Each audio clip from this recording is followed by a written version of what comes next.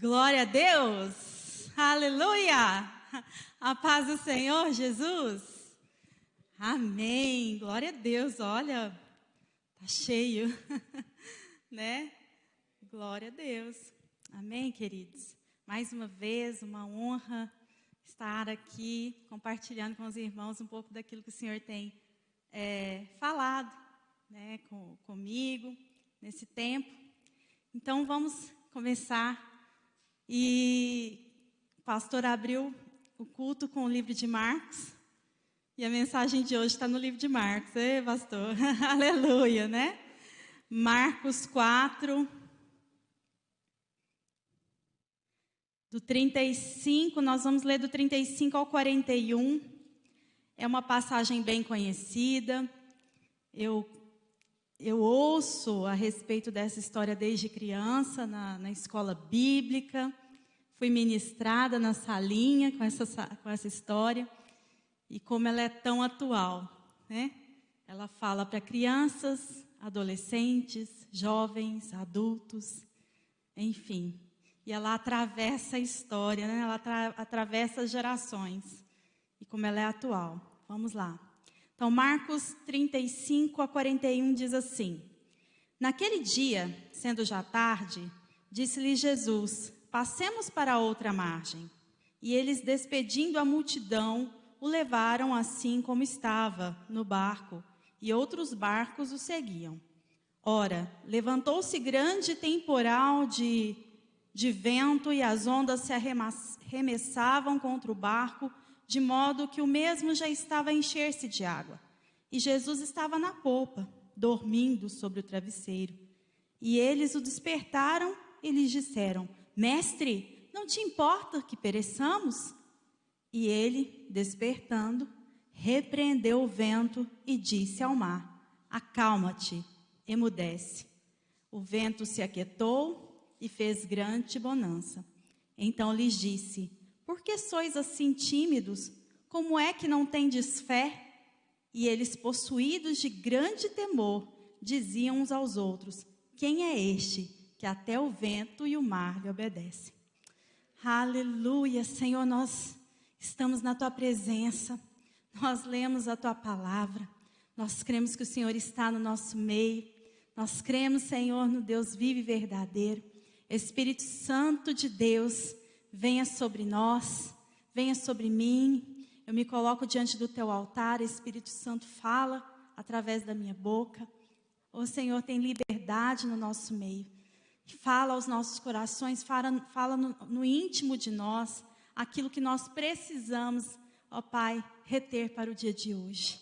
Em nome de Jesus. Amém. Amém, queridos. Glória a Deus.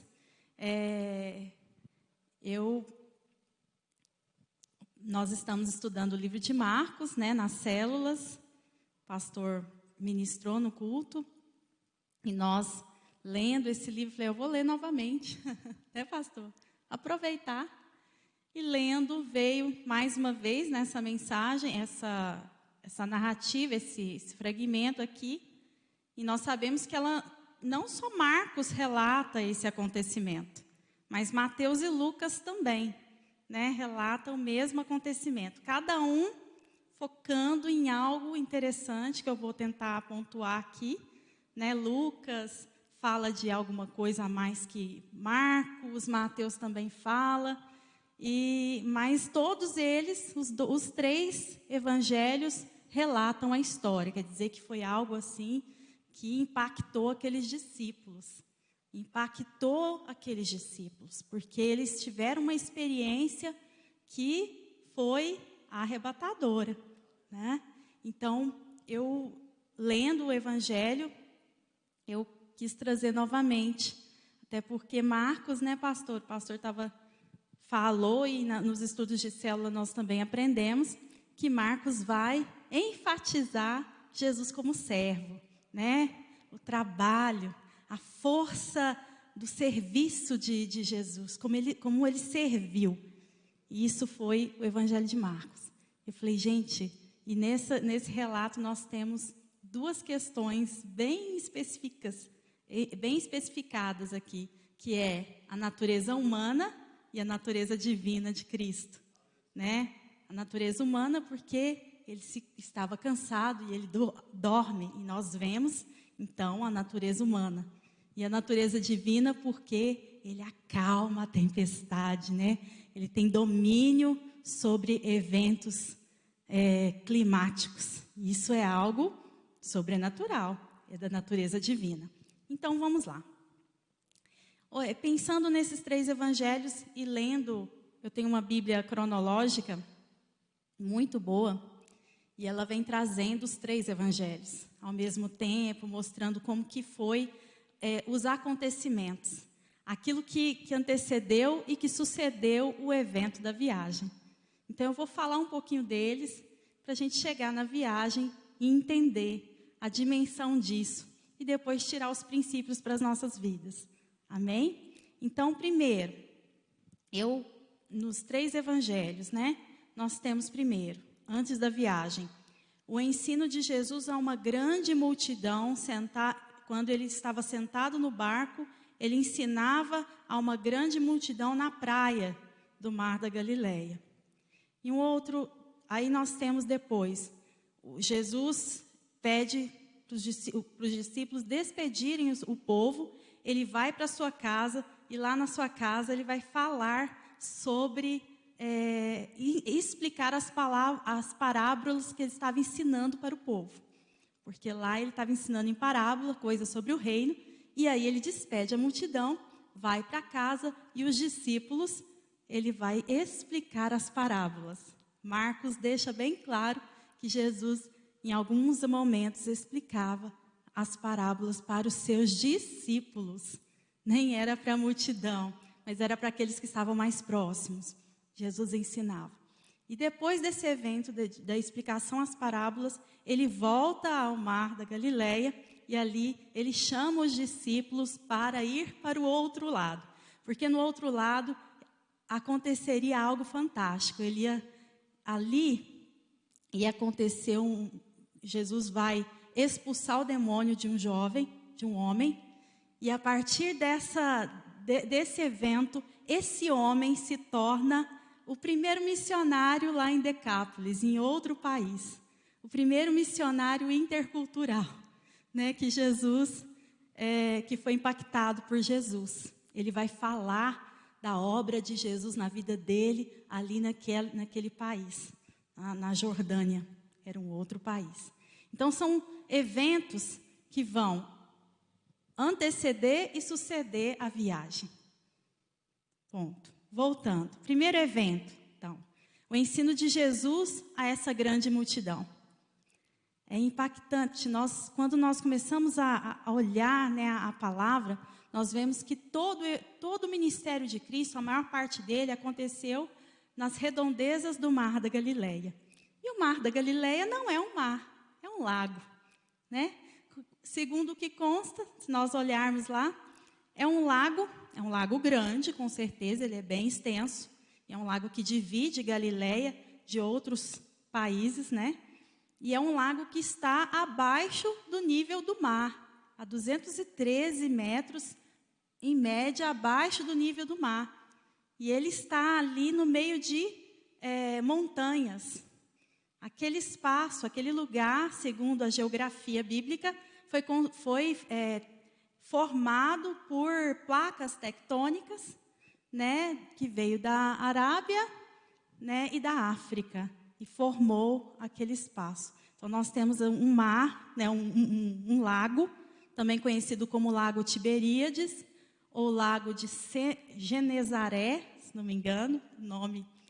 E os 3 nomes aparecem na Bíblia, e a gente precisa entender. Então, é o Mar da Galileia, Lago de Tiberíades e Lago de Genezaré. Aparece. E às vezes a gente fica procurando, que lago é esse?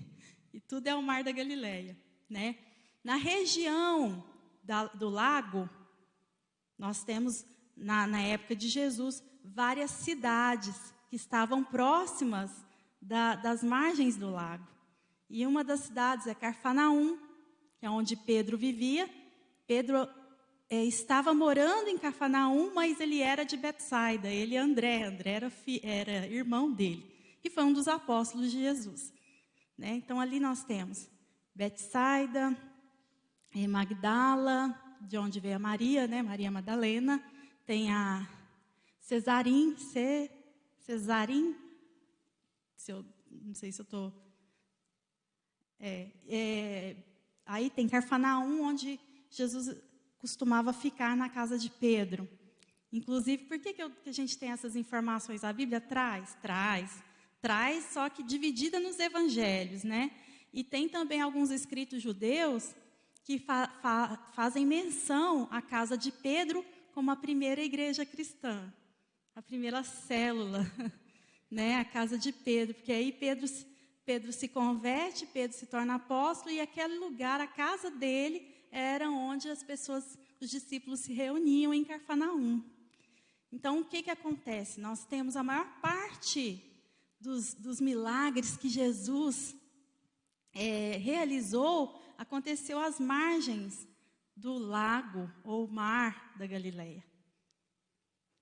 Por isso, Galileu, né? Ele é conhecido como Galileu. Ele ficava muito ali naquelas redondezas. Aliás, o ministério evangelístico ocorria nas redondezas. Então, nesse momento, nós precisamos entender isso. Como que era aquele lugar para ele. Outra questão. A maior parte dos apóstolos de Jesus eram pescadores. Né? Pedro e André, João e Tiago, são pescadores, conheciam muito bem a região. Eu falei que Pedro e André foram criados em Betsaida e agora está em Cafarnaum.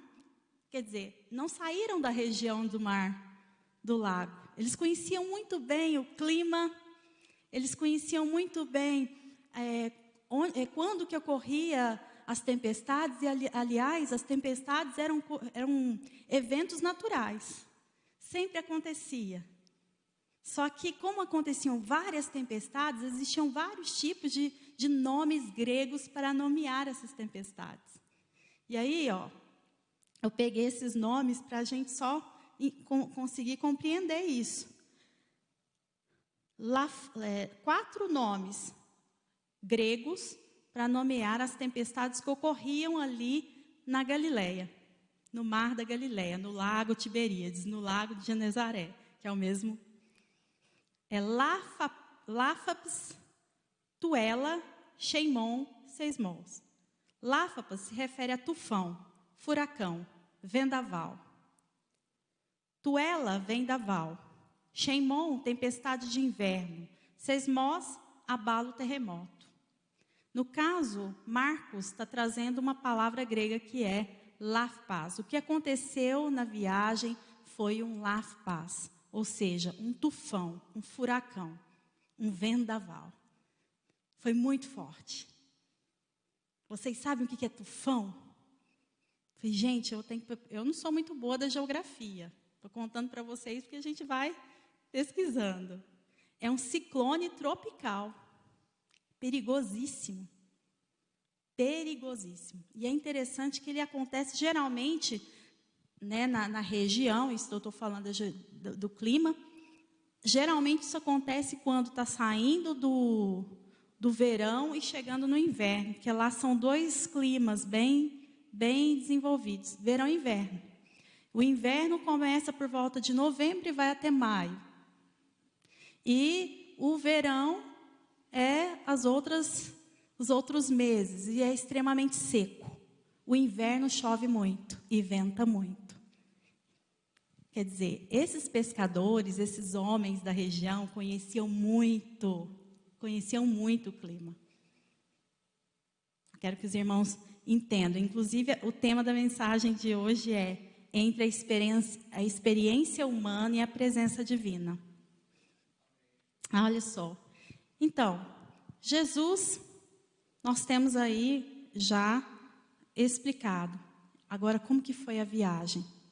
Vocês entenderam que nós estamos num lugar, tentei desenhar esse lugar para vocês já imaginarem, né? E, em nome de Jesus, um dia a gente pode até conhecer, né? Quem sabe aquele mar da Galileia. E estou explicando como que acontece, e é natural as tempestades ali. Só que essa tempestade que Marcos fala não é uma tempestade que acontecia corriqueiramente. Não é algo que sempre acontecia. Aliás, não se esperava, porque segundo a cronologia bíblica, eles estavam por volta de outubro, sendo que o inverno começa em novembro. Então, certamente, foi algo assim que eles realmente não esperavam. Nenhum deles esperava essa tempestade. Então, nós temos uma viagem. E nessa viagem, eles começam porque é uma viagem que eu imagino que é bem extensa. Porque quando a gente pega ali o mapa e vê aonde que está o mar e aonde eles iriam, é uma viagem bem grande, né? Ia demorar a chegar. E aí eles passam por esse momento de grande tribulação. Imagine você num barco, e esse barco começa a movimentar, aí de repente ondas e ventos que vão circulando e trazendo a água para dentro do barco, e os grandes, experientes pescadores que estavam conduzindo o barco, ficaram atemorizados. Será que eles não tinham passado por tempestades? Será que eles nunca tinham experimentado a tempestade? A Bíblia relata que eles eram pescadores e conheciam a região, com certeza passaram, mas aquela tempestade foi diferente. Aquele dia foi diferente, a ponto de Lucas falar que estava acontecendo. Deixa eu só achar Lucas aqui para citar. O barco estava sendo inundado de modo que corria grande perigo. Lucas fala sobre isso. Nos 3 evangelhos eles falam que o barco estava enchendo de água, mas Lucas vai dizer que eles estavam correndo grande perigo. Eu não sei se vocês já passaram por uma tempestade natural que eu estou dizendo. A espiritual nós passamos. Natural, né? Uma vez, o Ricardo e eu esqueci o nome nós estávamos saindo da igreja, voltando para casa, aqui em Uberlândia. Eu e o Ricardo já passou cada tempestade. E não sei se vocês sabem, eu moro no Jardim América, né, do outro lado da cidade. E aí a gente passando pela rodovia, e começou uma chuva fraca, e daqui a pouco vocês sabem como é que são as tempestades em Uberlândia. 5 minutinhos de chuva enche as ruas da cidade. E onde nós passamos, encheu. A água chegou até a porta do carro, do nosso carro antigo. E eu vi que a água começou a entrar para dentro do carro. Eu já comecei a ficar apavorada, batendo no teto. Eu fico imaginando. Gente, foi tremendo. E aí, eu lembro direitinho que passou e a gente pedindo a Deus: Senhor, tem misericórdia. Nós vamos morrer afogados aqui, né? Aí, de repente, passou um caminhão. E o caminhão abriu o mar, gente. Abriu o mar. Nós passamos literalmente sobre as águas. Só que de carro. De carro. E nós saímos dessa. É engraçado, mas nossa, gente, como assim, né? Eu já fiquei com medo com isso. Aí eu fiquei me colocando no lugar desses discípulos experientes, conhecedores. De repente eles perdeu. Eles não tinham domínio da situação. Eles sabiam mexer com tudo, mas não teve domínio daquela situação. Aí eles começaram a ficar com medo. E aí o medo dominou eles. A ponto deles chegarem e falar assim: Jesus, eu vou gritar, né? Jesus, por acaso o Senhor não se importa que a gente morra? Imagina. Gostaram da encenação aqui? Jesus. E Jesus acorda. Eu fico imaginando como que Jesus acordou, né? Tranquilo, equilibrado, que Jesus, né? Jesus é o cara. E aí, ele acorda e só dá uma ordem. tamanha autoridade, tamanha divindade, tamanho poder. Ele só dá uma ordem: acalma-te. E acabou. E no mesmo instante, parou. Eu imagino a cara dos discípulos.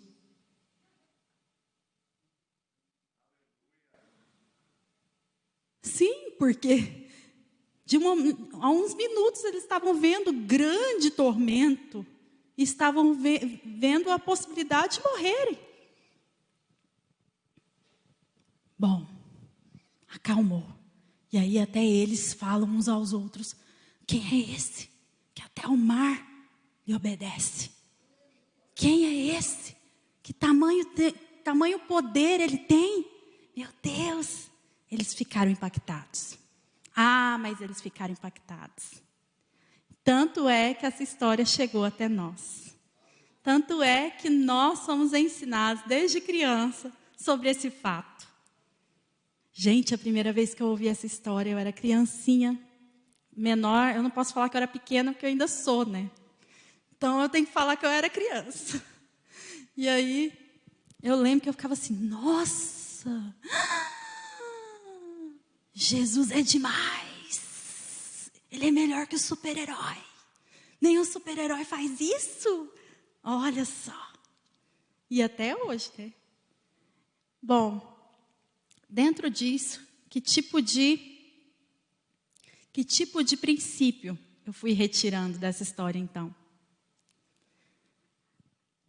Olha, primeiro princípio que eu tirei: não estamos isentos de tempestades em nossa vida. Mas se Cristo está conosco, estamos seguros. Então, é um princípio bem claro. Se Cristo está conosco, deixa bem claro. Quando nós aceitamos a Cristo como nosso Salvador, e Ele faz parte da nossa vida, isso não quer dizer que nós não vamos passar por tempestades. Jesus, quando certa feita, despediu a multidão, Ele chamou seus discípulos pertinho dele e falou assim: ó, queridos, meus amores, imagina, no mundo vocês terão aflições, mas tem de bom ânimo. Jesus já projetava que Ele tinha vencido o mundo. Ele ainda não tinha passado pela morte na cruz. E Ele falou: mas tem de bom ânimo. Eu já venci o mundo. Outra coisa, eis no final, eis que estareis, depois que Jesus ressuscita, Ele fala: eis que estarei convosco todos os dias até a consumação do século. Então, pode estar passando aquele vendaval, mas se Jesus está com você, você não tem nada a temer. Você não tem que temer. Jesus é a nossa segurança. Jesus é é nele que nós temos que ter confiança. Esse é o primeiro princípio. Um outro princípio que aí eu fiquei assim, falei: Senhor da glória, que o Senhor me dê graça.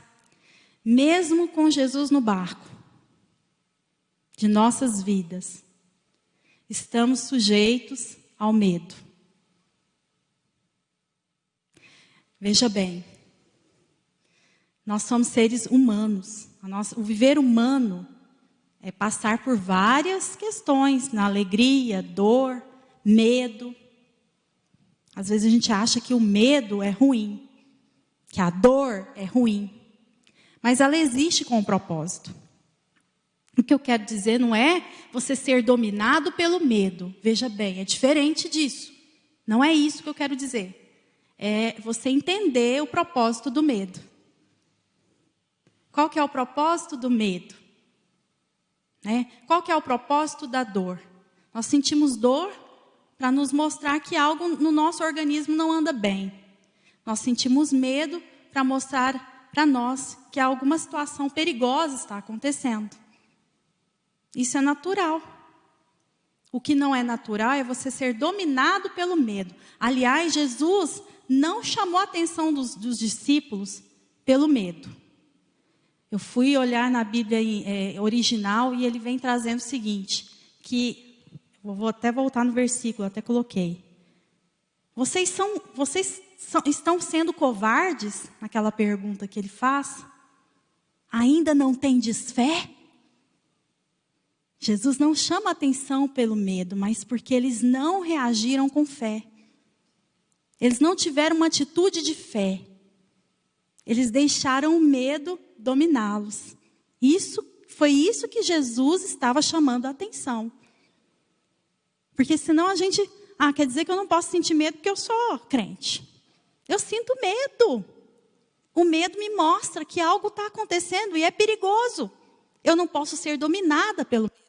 Eu tenho que ressignificar o meu medo por meio da fé. A fé. Na última ministração, eu citei o Max Lucado, que ele dá uma resposta, né? Ele é um pastor e um escritor norte-americano. E chegaram para ele recentemente, perguntou para ele, como é que você faz? O que você acha desse tempo em que nós estamos vivenciando? E ele vai falar o seguinte, olha, nós estamos vivenciando um momento em que nós precisamos desenvolver a nossa fé. E como que nós vamos desenvolver a fé? Através de leitura, através da oração, através da comunhão com o Senhor. É com Ele que nós desenvolvemos a nossa fé. Se nós alimentarmos nossa fé, os nossos medos morrerão de fome. Eu achei fantástica a resposta dele. Né? Quer dizer, não é você reprimir o medo, veja bem. Né? É você ressignificar, entender que você tem esse medo, mas que você está na dependência de Cristo. Você se entrega, Senhor, eu tenho medo, mas estou agora na dependência do Senhor.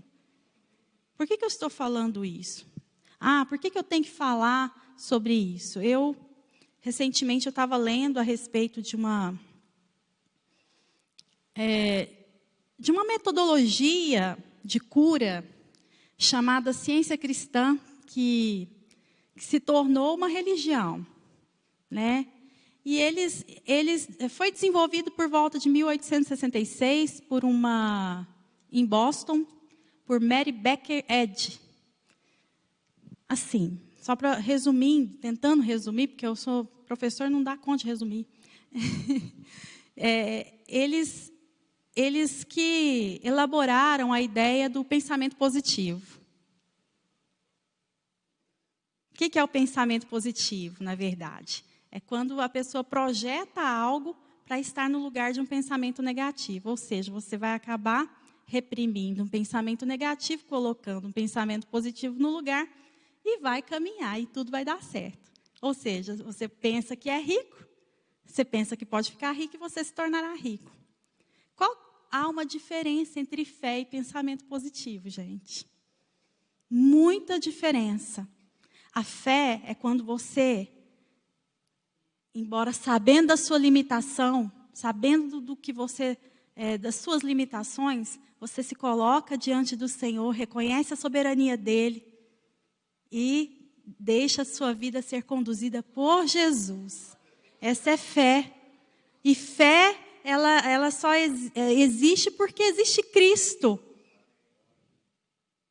E porque nós aceitamos a sua soberania, porque nós aceitamos que Cristo é o nosso Senhor. Isso é fé. E o pensamento positivo? Não, o pensamento positivo é quando você consegue dar conta de tudo. É uma ciência cristã, Cristina, tome cuidado. A gente tem que tomar os devidos cuidados. Eles pegam de elementos de cura desenvolvido por Jesus, né? Apenas aquele momento, e tenta estabelecer uma ciência dentro do pensamento positivo. E aí, onde que está o erro? Está relacionado ao quê? A falta de entendimento de Cristo como Salvador. Nós sabemos que Jesus é o nosso Salvador, nós aceitamos Ele como nosso Senhor, e Ele passa a morar na nossa vida. O Espírito Santo é que vai nos conduzindo, o Espírito Santo é que vai nos ajudando. Essa é a diferença. Então, fé e pensamento positivo. E, gente, eu nunca ouvi falar tanto de pensamento positivo quando nós estamos ouvindo falar hoje. Eu não estou aqui dizendo que nós não devemos ter pensamentos positivos. Ah, a Cristina falou para mim que eu não posso ter pensamento positivo. Veja bem, aliada à fé em Cristo, você pode tudo. Posso todas as coisas naquele que me fortalece. Eu não estou falando que não pode. Estou falando que nós devemos ter os devidos cuidados. Qual que é a intenção do meu coração nesse pensamento positivo? É eu dar conta ou é me colocar todas as minhas expectativas nas mãos do Senhor e Ele conduzir? Há uma diferença entre falar que vai acontecer profeticamente e falar que vai acontecer através de um pensamento positivo, por exemplo. Eu quero que os irmãos entendam isso. Então, há diferenças, fé e pensamento positivo. Então, mesmo com Jesus no barco das nossas vidas, estamos sujeitos ao medo.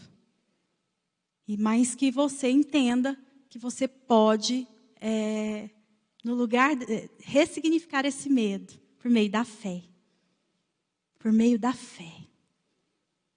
E eu gosto muito de citar o salmista Davi, que ele falava muito isso. Davi passou por muitas tribulações. Assim como vários homens de Deus passou. Mas Davi, ele se expressa poeticamente. Talvez por isso meu olhinho fica ali, né? Arte. E aí Davi fala, eleva os meus olhos para os montes, de onde me virá o socorro. Ele está vendo a dificuldade ali. O meu socorro vem do Senhor que fez os céus e a terra. Ele não permitirá que meus pés vacilem. Não dormitará aquele que te guarda, é certo. Não dormita, não dorme o guarda de Israel. Aleluia. Isso é confiar. Eu estou com medo, mas o Senhor vai fazer isso. O Senhor vai fazer isso. Pronto. Orar a palavra. Ore a palavra. Outro ponto que eu coloquei. Não devemos alimentar o medo durante a tempestade. Foi o que eu acabei de dizer. Devemos alimentar a nossa fé, certos de que Jesus é a solução em tempos difíceis. Entre fé e medo, alimente sua fé e trabalhe o seu medo. Né? Não fique deixando ele... porque esse medo pode virar uma ansiedade, dessa ansiedade pode virar uma depressão, e dessa depressão... Né, Wesley? Estou falando certo? E isso vai causando certos transtornos. Alimente a sua fé. Em tempos como esse, não dá para a gente ficar só no pensamento positivo. Não, nós temos que viver pela fé. Na última ministração eu disse, né, que o justo viverá, Paulo escreveu, justo viverá pela fé. A fé é a razão da nossa vida. A fé é a razão da nossa vida. A fé em Cristo. Jesus é a razão da nossa vida. Se Jesus é a razão da nossa vida, não temerei. Eu não preciso ter medo.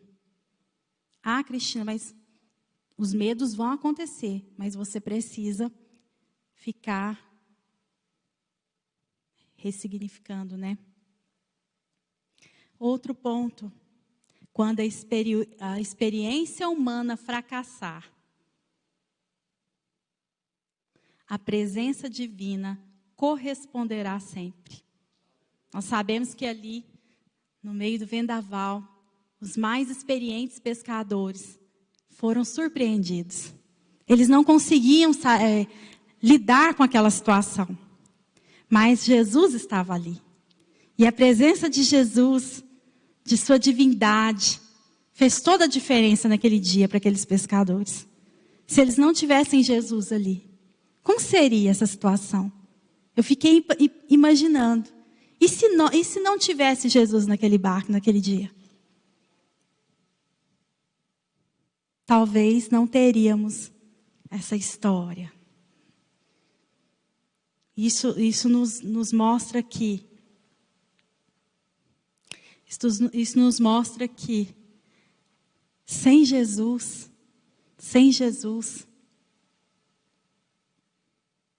as tempestades, elas podem sucumbir, sim. Sem Jesus. Elas podem nos trazer medo, fazer com que o medo se torne algo muito maior. Sem Jesus, isso pode acontecer, sim. Mas com Jesus, exercitando a nossa fé, queridos, aí faz toda a diferença. Aleluia. Amém, Senhor. Quanto a isso, queridos, nós podemos agora entender, diante dessa história, né, que com certeza vocês conhecem muito bem, que Jesus precisa nos conduzir. Jesus precisa estar dentro de nós. Jesus precisa ser o centro das nossas atenções. Não importa o que façamos ou onde vamos. Se Jesus está conosco, você está seguro. Isso nós precisamos colocar nas nossas cabeças sempre. Aonde vamos, Jesus está conosco. Jesus nos ajuda. Jesus nos ajuda. Mas isso é loucura. Que isso, Cristina? Você não está vendo o mundo? Você não está vendo as coisas acontecerem? Eu já fui questionada uma vez por pessoas que não têm esse entendimento. E eu disse, olha, Jesus me prometeu que estaria comigo todos os dias. Eu creio que Ele está comigo todos os dias. Eu creio. E você crê? Se você crê, você vai fechar seus olhos nessa noite, aonde você está. Nós vamos colocar diante do altar do Senhor as dificuldades que nós estamos enfrentando. Enquanto nação, enquanto pessoa, às vezes dificuldades tão pontuais, tão pessoais, nesses dias. Eu convido você a colocar.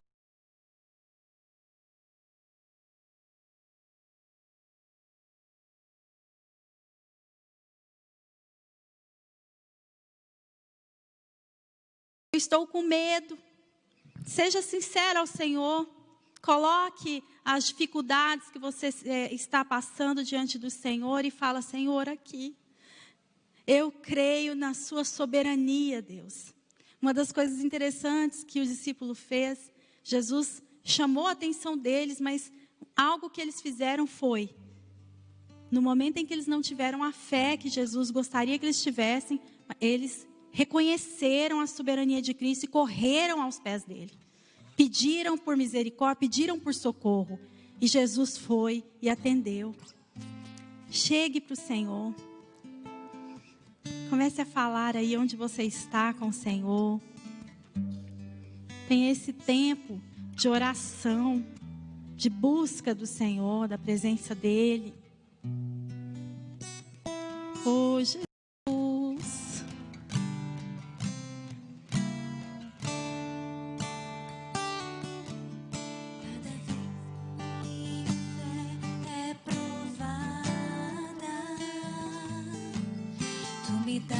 Chance de crescer um pouco mais. As montanhas e vales, desertos e mares que atravesso me levam pra perto de ti. Minhas provações não são maiores que o meu Deus e não vão me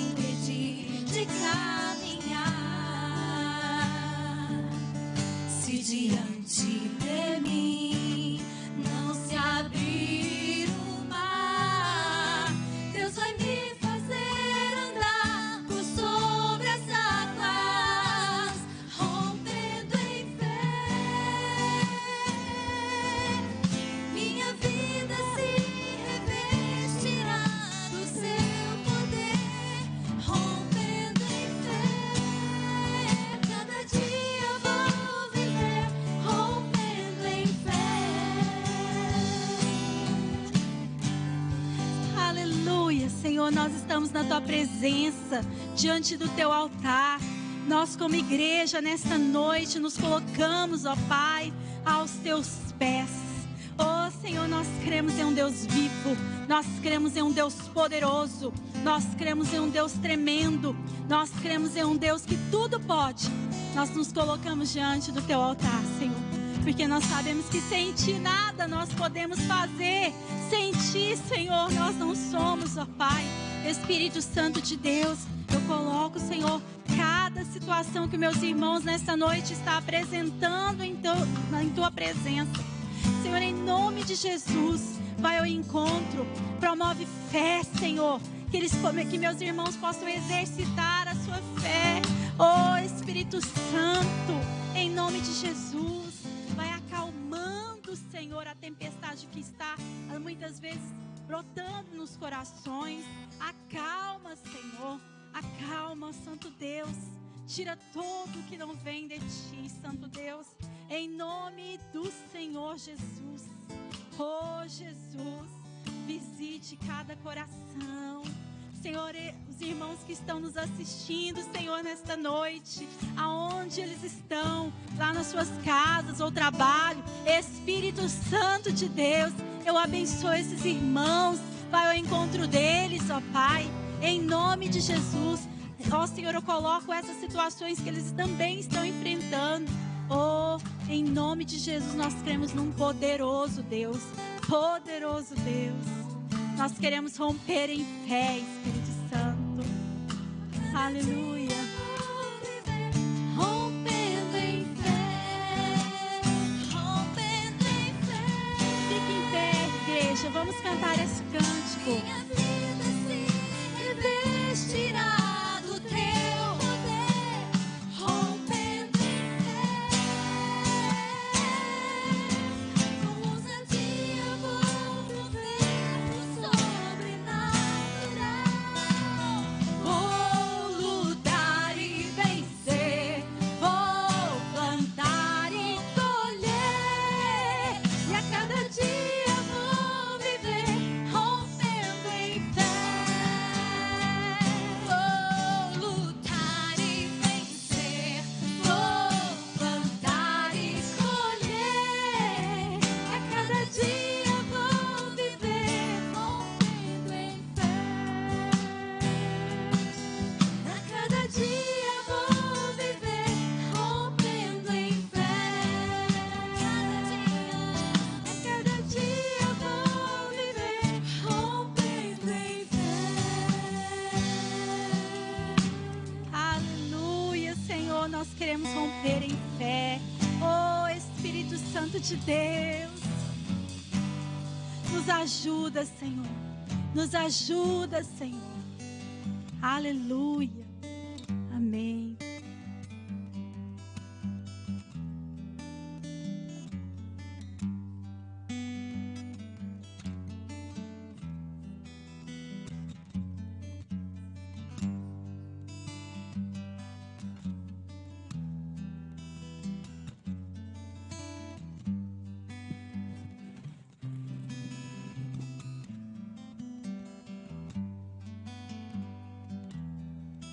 Aleluia. Sabe, eu fui muito impactado com essa mensagem. E há pelo menos duas chaves que falaram muito ao meu coração. A primeira delas nessa mensagem é que mesmo o Senhor estando conosco, nós estamos passíveis de medo.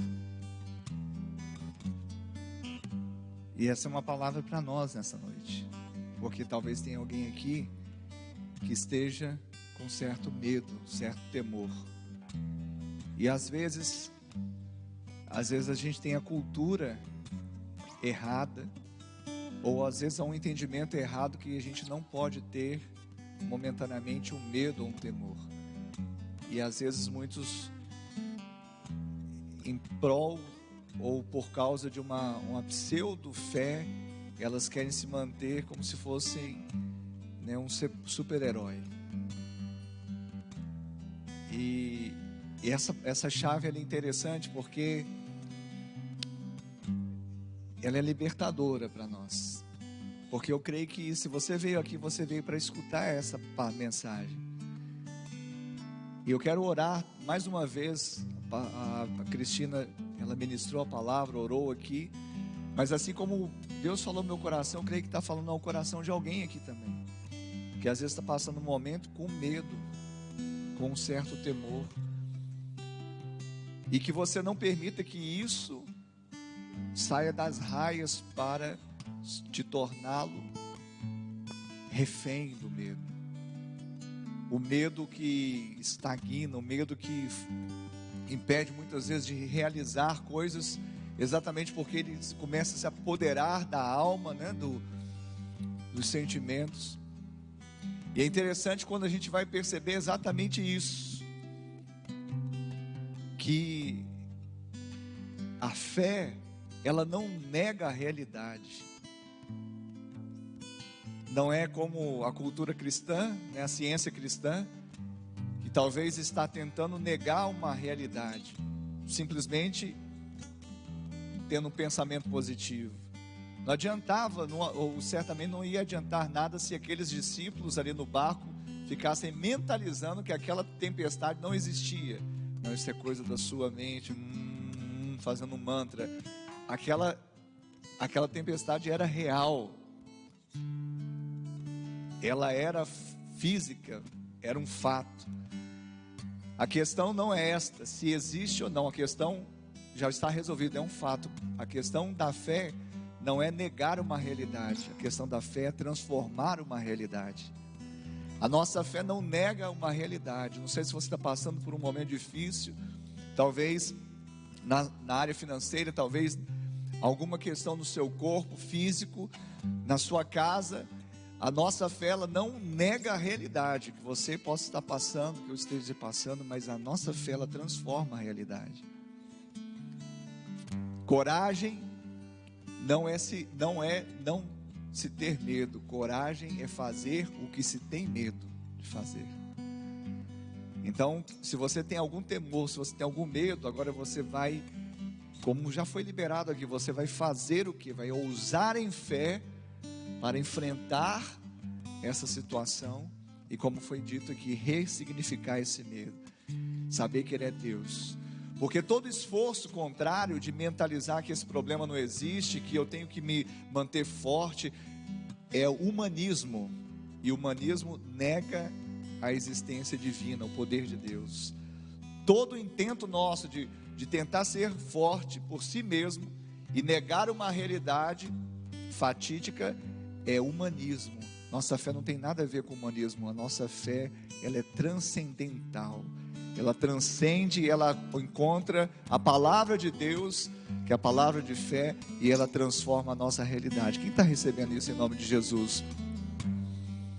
Eu lembrei também da palavra de um teólogo suíço, Karl Barth, que ele diz que coragem é o medo entregue em oração. Então eu queria mais uma vez orar com você.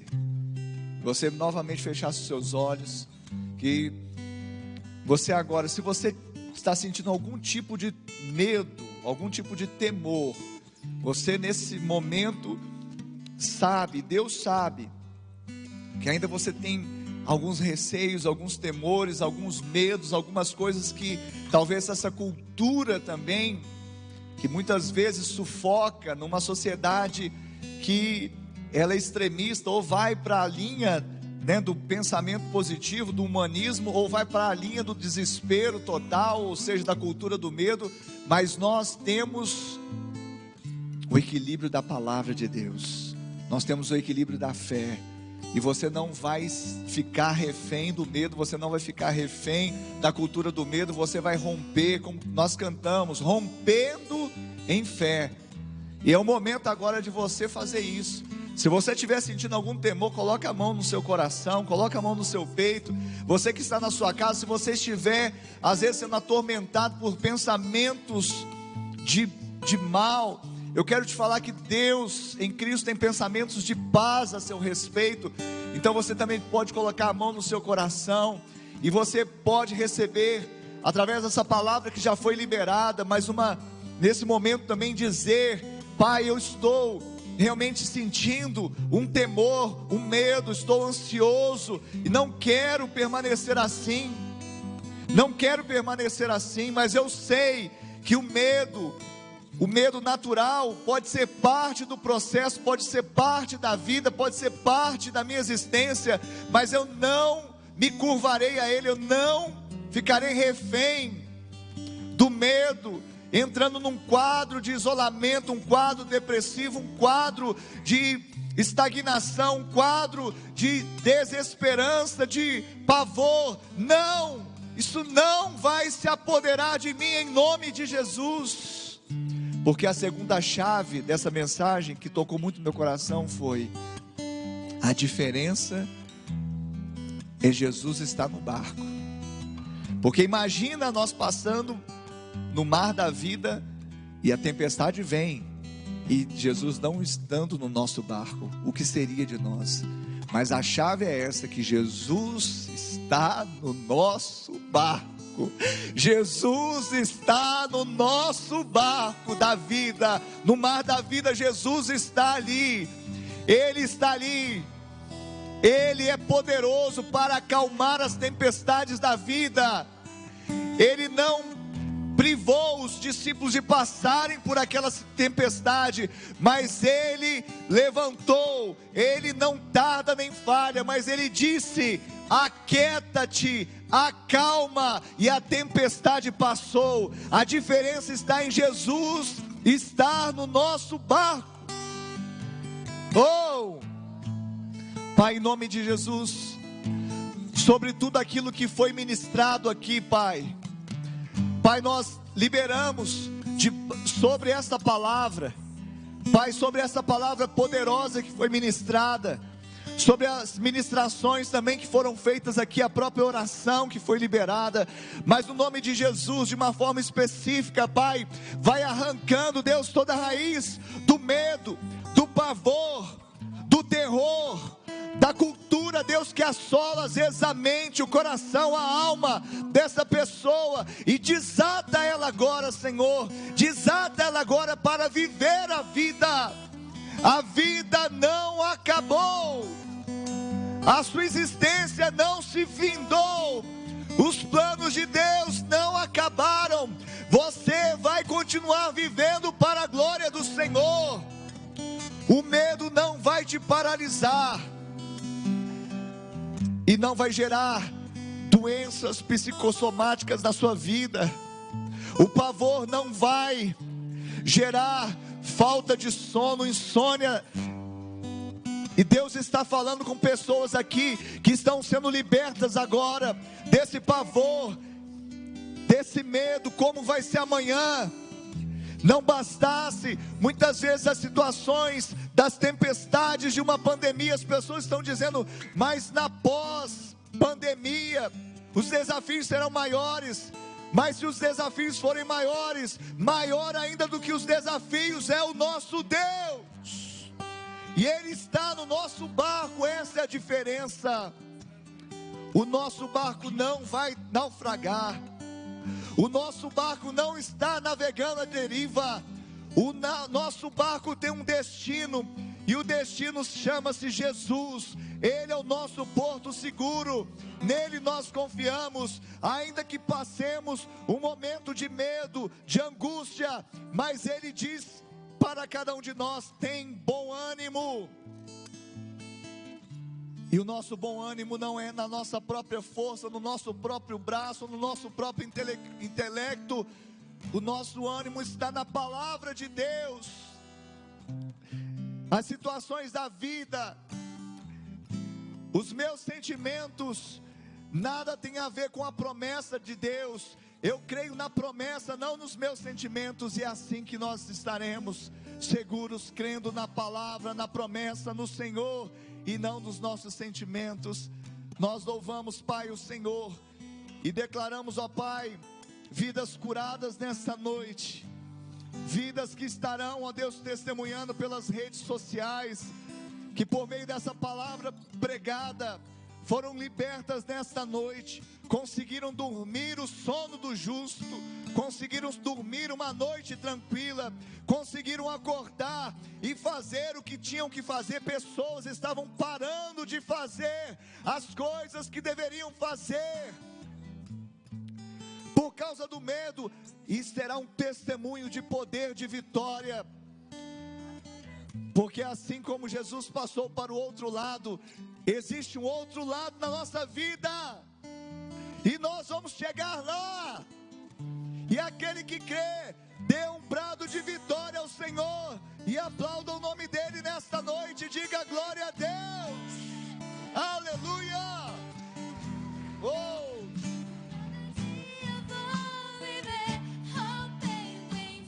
Repita isso em alta voz.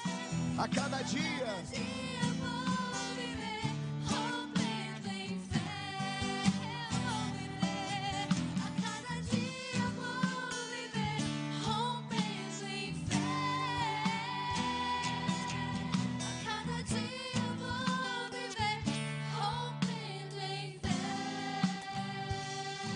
Aleluia. Louvado seja o nome do Senhor. Aleluia.